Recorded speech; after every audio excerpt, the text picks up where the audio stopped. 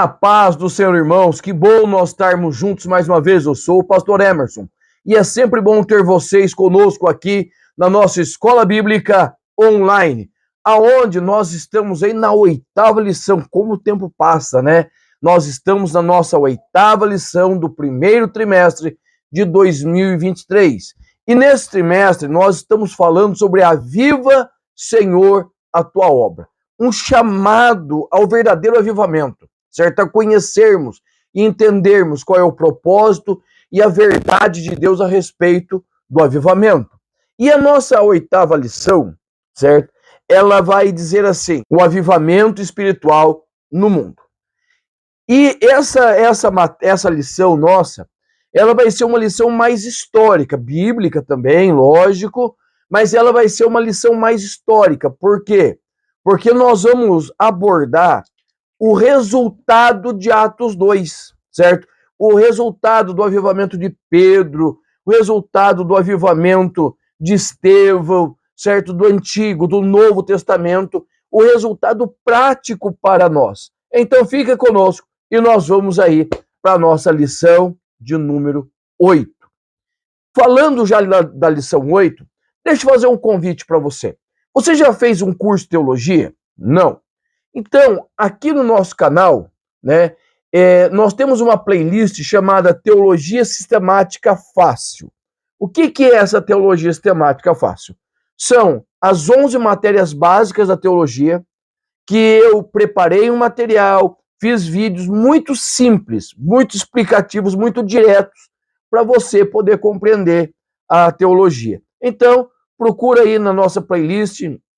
Eu vou deixar aqui embaixo no link, tá? Na descrição. Eu vou deixar para você ir lá conhecer o nosso material. Material muito simples, fácil. E também fazer um convite. Você sabe, nós estamos numa escola. Como que você assina a ficha de matrícula para ser nosso aluno? Aperta no botão inscrever. Inscreva-se e seja nosso aluno. E para você marcar a sua presença? É simples. É só dar um like, deixar um comentário. Você conta para mim de onde você é, qual igreja você congrega, né? A turma que você dá aula. E nós vamos aí nos conhecendo e vamos cada vez mais melhorando a nossa Escola Bíblica Online. E o nosso texto áureo vai dizer assim: e mediu mais 1000, e era um ribeiro que não podia se atravessar, porque as águas eram profundas, águas que se deviam passar a nado, ribeiro pelo qual não podia se passar. Ezequiel, capítulo de número 47, versículo de número 5. E o texto áureo diz assim: somente por intermédio do movimento do Espírito Santo, o mundo pode experimentar o verdadeiro avivamento espiritual. Então, nós vamos usar como base, né? Você vai ver na nossa leitura bíblica em classe, os textos de Ezequiel, capítulo 37, versículos de 7 a 10, e também Ezequiel, capítulo 47, versículos de 1 a 5 e também o versículo de número 9. E o que isso tem a ver com o avivamento espiritual? Por quê? O avivamento espiritual genuíno, que já abrangeu todo mundo, que já avançou pelas fronteiras do mundo, tem a ver primeiro com imersão, ser totalmente imerso, ou seja, uma entrega total às águas do Espírito. E como eu faço isso? Através de uma vida de oração, de uma vida de jejum, leitura da palavra, compromisso e comprometimento com Cristo. Isto é a minha vida espiritual. A minha vida espiritual é entregue a Cristo. Uma vida que glorifique a Cristo vai fazer o quê? Vai fazer que outros se despertem. E o que vai acontecer?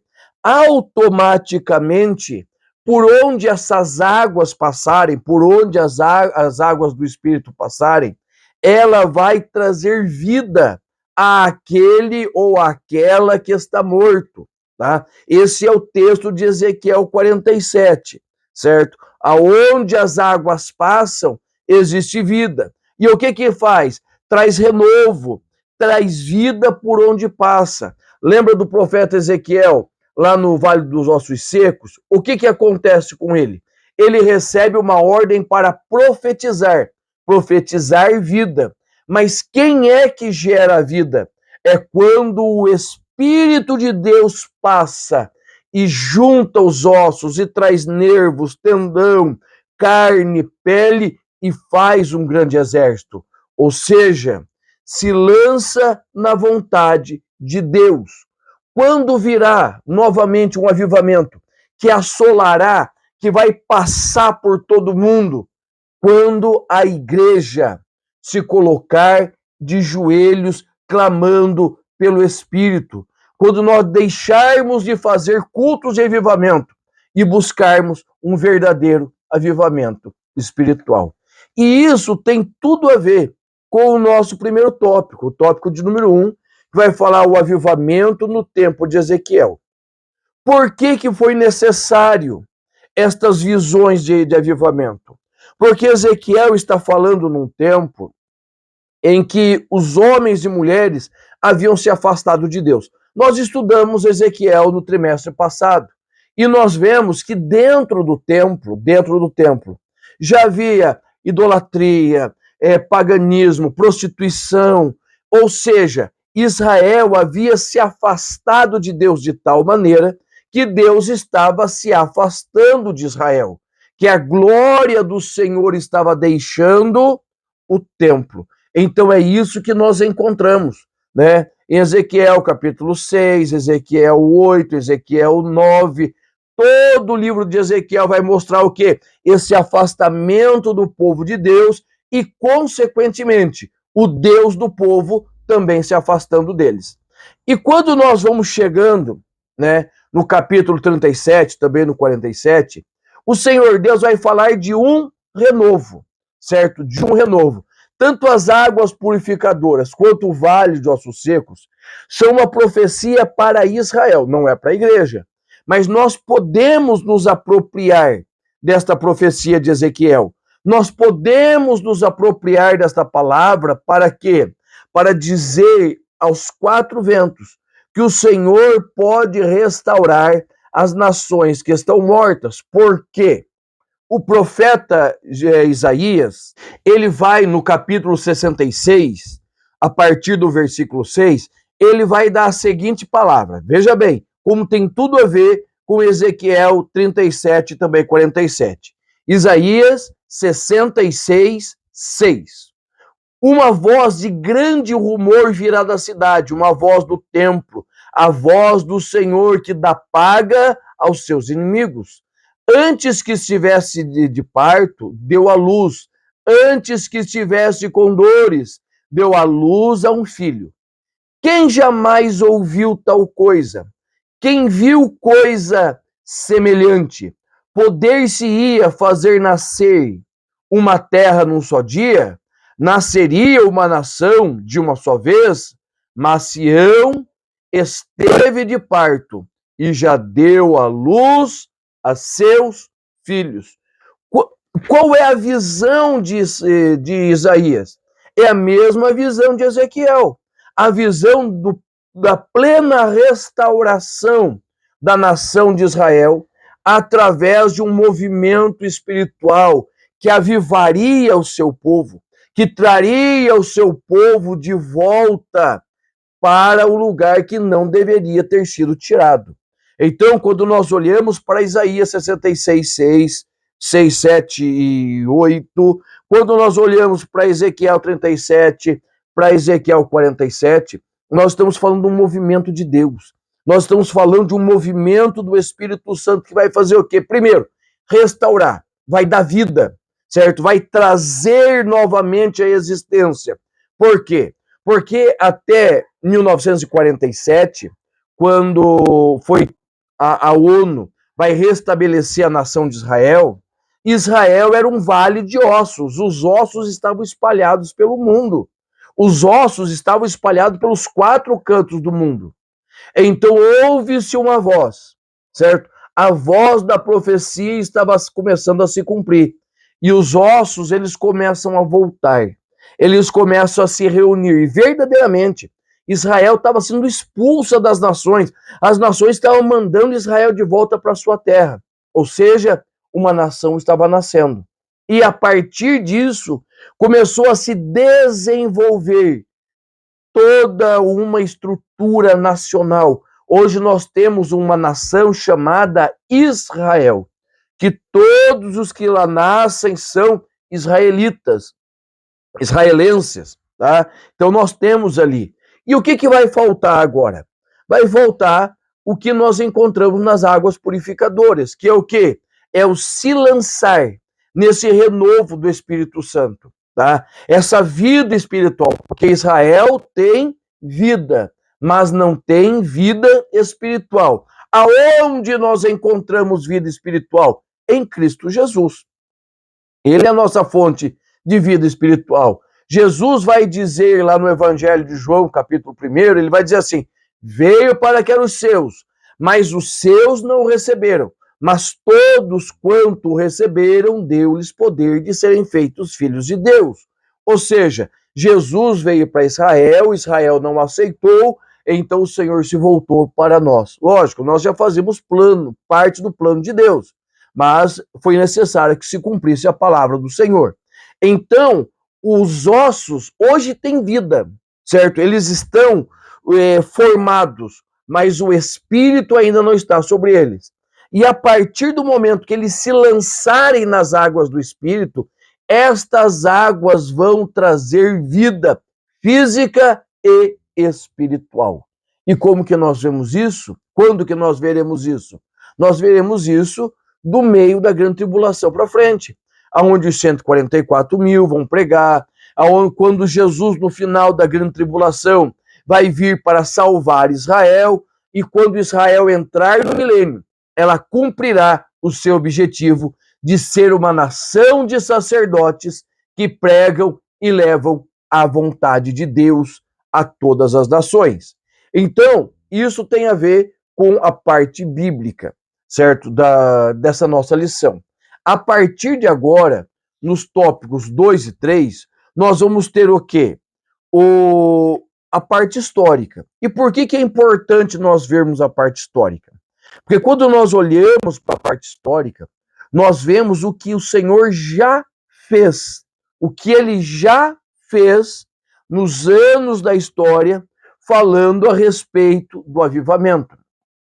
E é muito interessante nós notarmos que antes dos grandes avivamentos, vamos lembrar que em 1517 aconteceu a Reforma Protestante, um grande movimento de retorno à palavra, de volta à verdadeira adoração, abandonando os ritos católicos, tomando uma nova proporção de vida. Ah, beleza, foi lindo.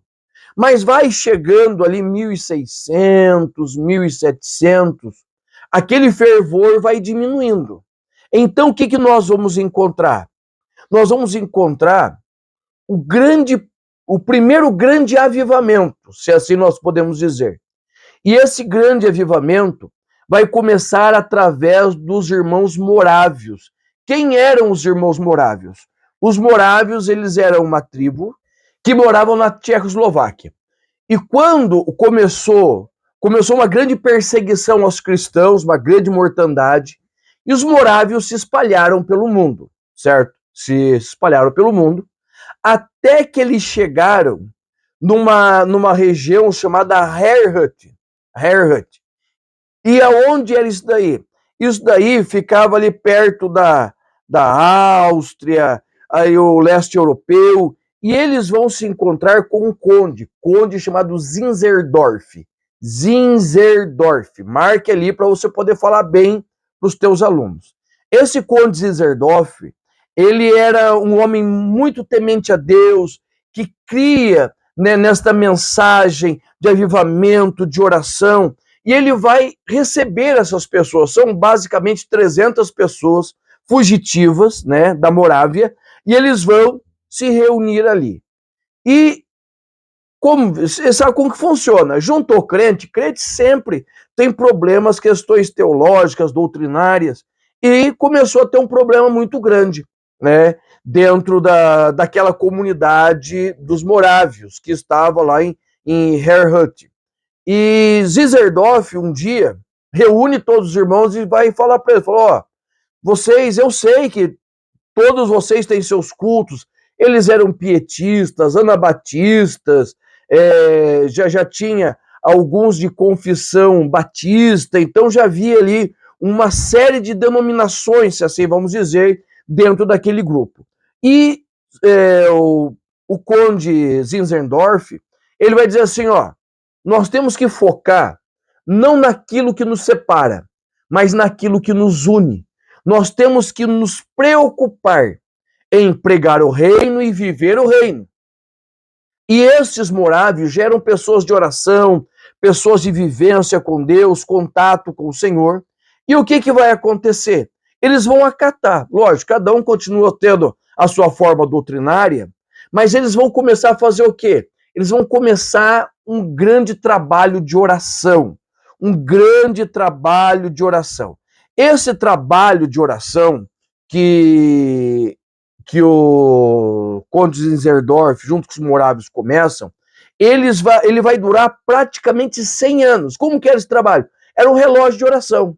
12 irmãos, 24 irmãos, 24 irmãs, orando 24 horas por dia, 7 dias por semana, 35 dias por ano. Esse relógio de oração durou praticamente 100 anos. E o que aconteceu? Aconteceu que num desses trabalhos, o que o conde Zinzendorf fazia? Ele que estava servindo também de pastor ali. Ele começou a reunir os irmãos e começou a fazer uma leitura. Todos os dias tinha um texto da Bíblia, que aqueles irmãos iriam ler, ele lia para os irmãos iriam reler e entregar para outros, né, ia comentar com outros, e aquilo seria um modo de vida. E eles começaram oração e leitura, oração e meditação, oração individual, oração coletiva, leitura individual, leitura coletiva, até que chegou um dia que eles estavam reunidos e eles estavam orando, clamando que o Senhor avivasse as suas vidas, que a presença de Jesus viesse sobre eles. E a declaração que nós temos, e os morávios vivem até hoje, certo? A comunidade morávia vive até hoje, e eles vão declarar nos seus livros que eles sentem como se uma chama, uma luz do céu lhes envolvessem. E naquele momento, eles são impactados pela glória e pela presença de Deus. E os morávios vão se lançar na primeira onda de missões transculturais. Os morávios começam a se encher tanto da presença de Deus, tanto da presença do Senhor, que eles começam a ir para tudo quanto é lado, pregar o evangelho, certo? E nós vamos falar deles daqui a pouquinho, num outro avivamento. E o que é interessante nós entendermos sobre eles?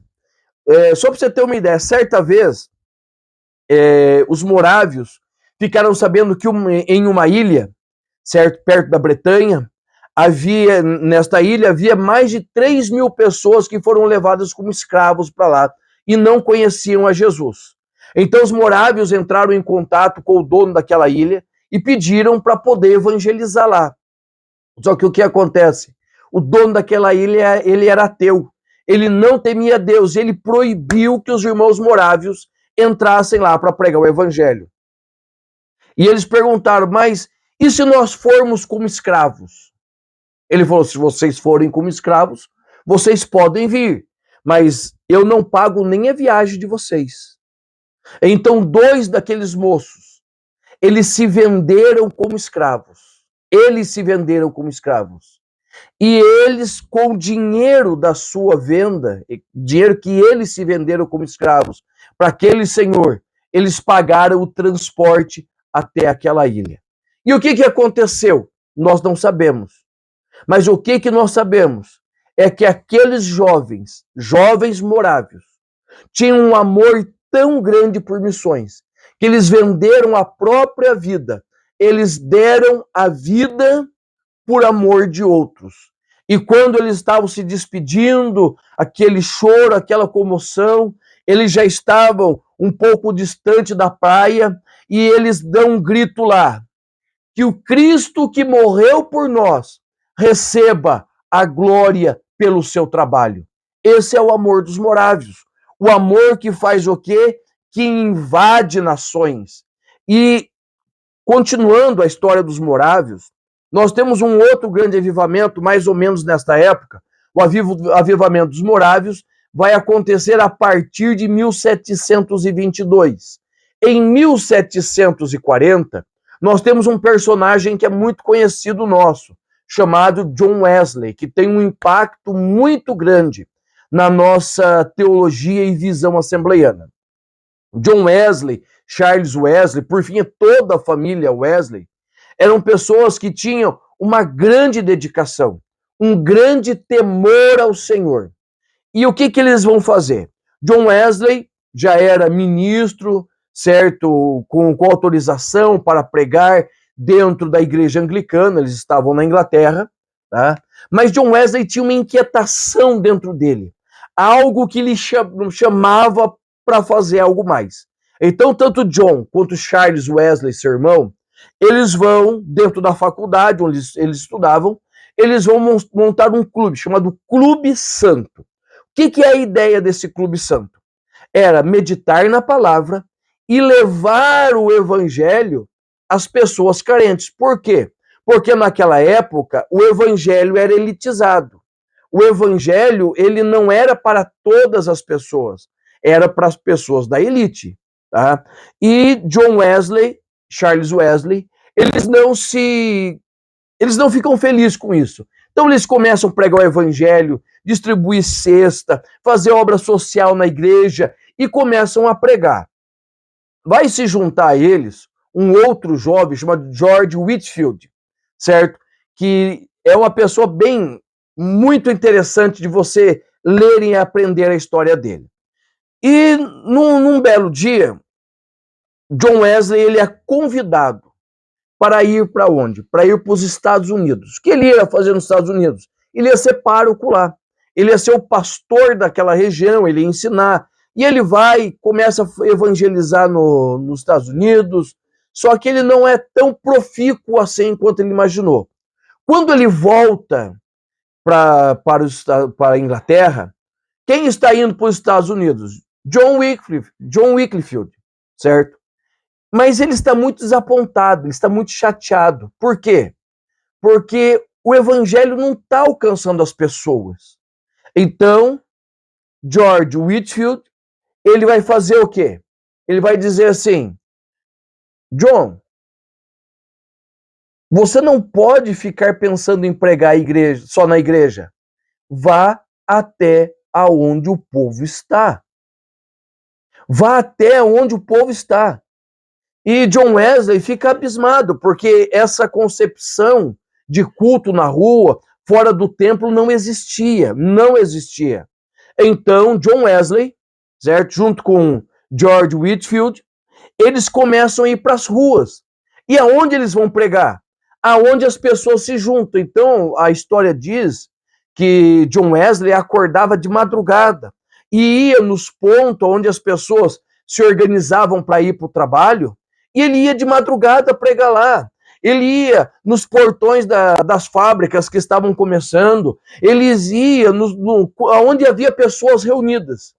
E o evangelho começou a tomar uma nova proporção. E um grande avivamento vai varrer a Inglaterra, vai mudar a igreja da Inglaterra daquela época, fazendo a igreja mais acessível, fazendo com que a igreja chegasse a todos. E por que eu falei que nós iríamos falar dos morávios? Porque quando John Wesley está indo para os Estados Unidos, no meio do mar, eles são acometidos por uma grande tempestade. E John Wesley, ele treme de medo, ele chora de medo. E assim o livro dele relata.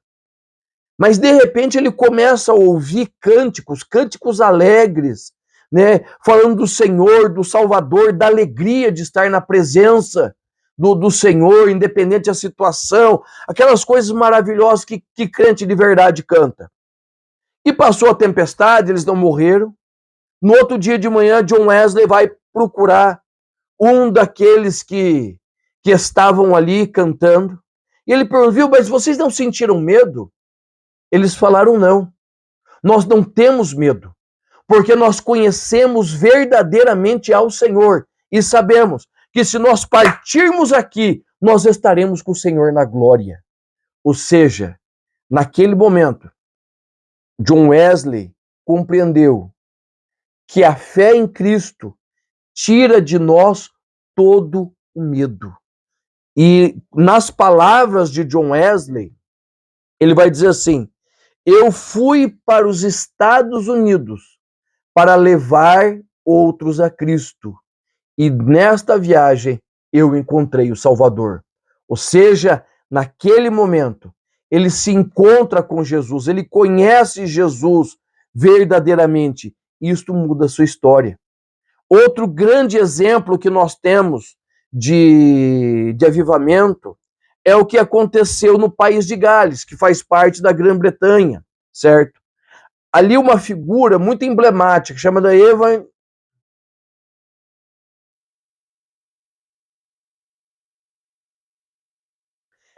Robert. Era um menino de 13 anos, que ele, impactado com a atitude que uma outra moça, Florence Evans, não são parentes, tá? Uma outra moça, Florence Evans, teve de buscar ao Senhor, até que ela fosse cheia da alegria do Espírito Santo. E ele começa a chamar os seus amigos. E ele vai dizer: eu tive uma visão, que estava vindo um grande avivamento, e realmente. E ele começou a chamar as pessoas por oração, convidar. Gales era um lugar de muitas igrejas, pessoas devotas, mas a religiosidade estava imperando, a frieza, os sermões eram bonitos, bem construídos, as igrejas bem adornadas, mas o que faltava?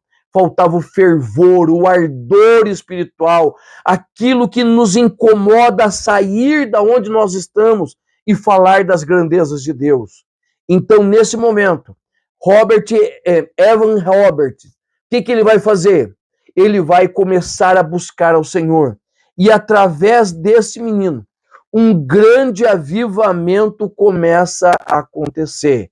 Um grande avivamento, de tal maneira que aquele país é arrebatado pela graça de Deus. Isso vai se espalhando para a Europa e os demais países do mundo. Sabe o que é interessante? Que neste meio tempo começa a surgir um movimento ali nos Estados Unidos, encabeçado principalmente por Charles Fox Parham, né, que era um pregador leigo, ele não era formado, ele não tinha uma denominação que amparava ele. Mas esse homem, ele começa a pregar de forma eloquente, ele começa a pregar de uma forma tão grande que aquilo começa a impactar as pessoas. E o Parham, ele tem uma ideia. Nós vamos formar um colégio bíblico, nós vamos formar uma escola bíblica, um instituto bíblico, Instituto Betel. E o que nós vamos fazer? Nós vamos preparar homens e mulheres. Para quê? Para pregar as palavras do Senhor, para anunciar a palavra do Senhor. E num dia, os seus alunos estavam estudando exatamente Atos 2, e eles ouvindo o que o Senhor tinha feito, e uma das moças que estava ali tinha se adiantado e tinha lido Atos 19, quando Paulo ora pelos irmãos de Éfeso. E aquela moça, tocada pelo Espírito Santo, pela graça do Senhor, ela vai e pede para o professor, para Parham, que orem com ela, como aconteceu em Atos 2 e Atos 19.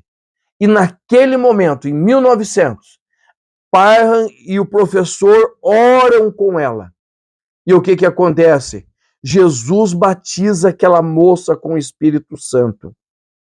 Ela passa 3 dias falando em mistério.